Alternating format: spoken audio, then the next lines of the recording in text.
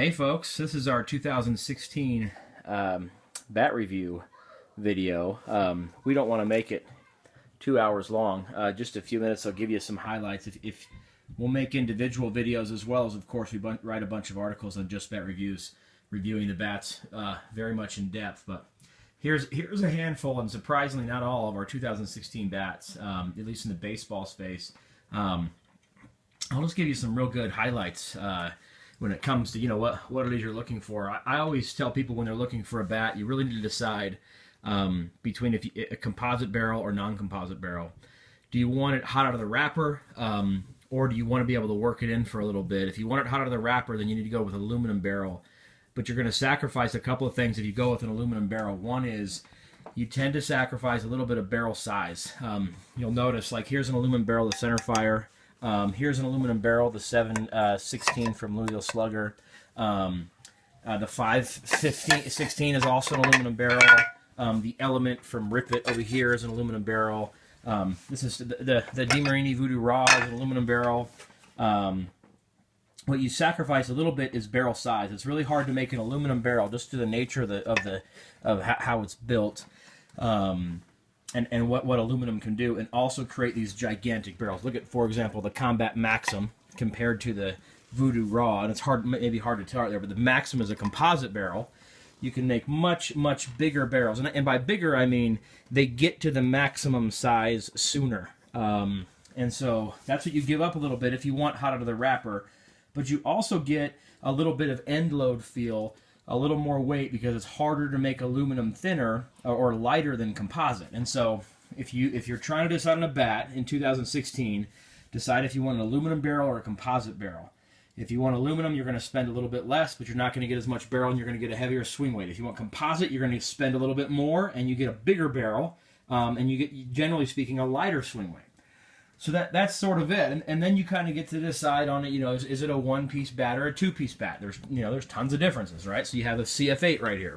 CF8's a two-piece bat. It has this connection piece, the composite handle, composite barrel. You have a Velo from Rawlings. So this is the Velo from Rawlings. It's a two-piece bat now, right? It has two pieces. It's connected. You have the there's hundreds here, it seems like. There's the Rvz Bat. So this is Axe's 2016 Avenge. This is also a two-piece bat. There's a connective piece. One-piece bats, the 515 or the 516 that I already talked about. That's just a one-piece bat. The composite is a one-piece bat.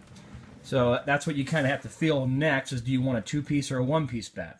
If you want an aluminum barrel and a two-piece bat, they're going to call it a hybrid. That's going to be bats like your Voodoo Raw, for example, your 716 Prime, your Easton Hybrid this year. So the list goes on. The other thing to care about, and I think is probably even more important than if you want a one-piece or a two-piece bat, is the grip. And when I mean grip, I really mean the bottom hand. And so if you look at all these different bats, you'll notice some come with flared knobs. So, for example, this here is, which one are we grabbing? This is a 716 from Louisville Slugger. Notice how it just has more volume right here in the bottom hand. It's sort of a flared knob, versus compared to it like the Combat, right? Or the Easton Mako, right? There's no flare in those. There's no flare in those, and yet there is flare in that one. So again, knobs tend to be something, at least when you're trying to differentiate between different bats. You can care about knobs. That's something that we tend to care a lot about, is just how it feels in the bottom hand. And a lot of kids, if they like more grip down there, are going to appreciate more volume in that bottom hand. Some don't. They like sort of a thinner feel. And so again, if you're trying to differentiate between those two different bats, that's sort of the trick. One bat that we don't think gets enough publicity, although we really like it, is this Rvz Bat from Adidas. Nobody really thinks of Adidas as a bat manufacturer, but they sure do now.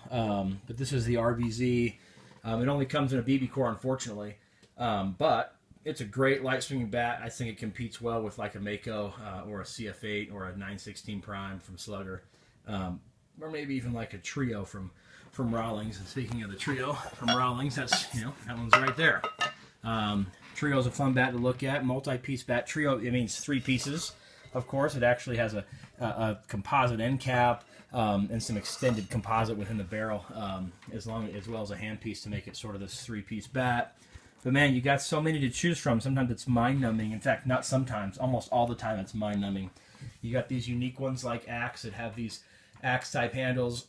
You have flared knobs in like the DeMarini CF8. I mean, this is probably the most popular the most popular BB core bat on the market, especially for high school because it's light swinging. Is this DeMarini CF8? That's a fantastic bat.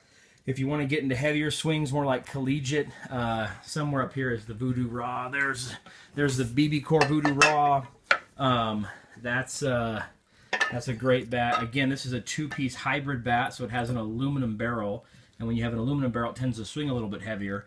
Hence, and it's hot out of the wrapper. Hence the reason college players like it, because they tend to be a little bit stronger, a little bit bigger, and they don't have time to work a bat in for 2 months. They just want to get it out of the wrapper and grab it out of the bin and know that it's hot.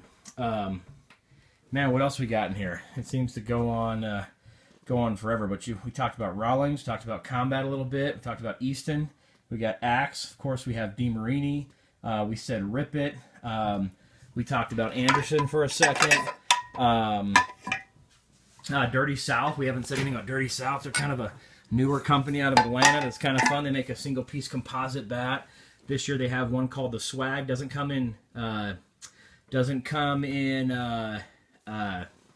BB core, just senior league big barrel bats. This is a fun bat to swing, a lot like the Combat. You know, it's a super light swinging single piece composite bat that just, you know, once the thing gets worked in and you hit the ball right, it just feels like it goes, you know, it goes a mile. Their knobs are real similar.